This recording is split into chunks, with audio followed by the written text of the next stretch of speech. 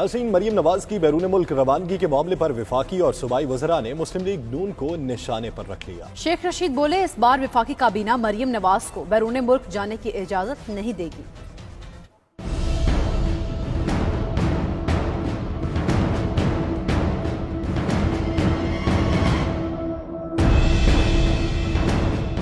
विफाकी और सूबाई वुज़रा नवाज शरीफ की इलाज से पहले मरियम की लंदन में मौजूदगी की जिद को खूब रगड़ा लगाने में मसरूफ। फिरदौस आशिक अवान ने कहा, ये इलाज है, कोई बारात नहीं। जिद्दी मरीज की ख्वाहिशात पर कानून नहीं तोड़ा जा सकता।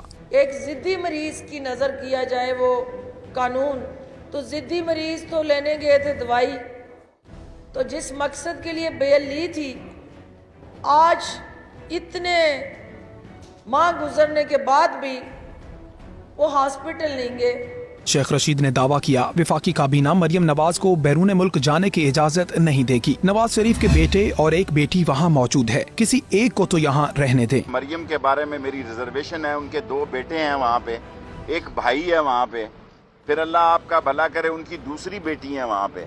मैं ये समझता हूँ कि इमरान खान अगर फैसला करें तो उसका फैसला है, या अदालत का फैसला है, लेकिन मैं इस वक्त कैबिनेट की ये सूरत हाल नहीं देख रहा कि मरियम को बाहर जाने की इजाजत दी। सूबाई वजीर फयाजुल हसन चौहान ने तनकीद की, दुनिया में पहली बार मरीज की हड़ताल सुनी। साबित हुआ कि नवाज शरीफ की बीमारी जानलेवा नहीं। नवाज शरीफ साहब जो इस हालत तक पहुंचे हैं,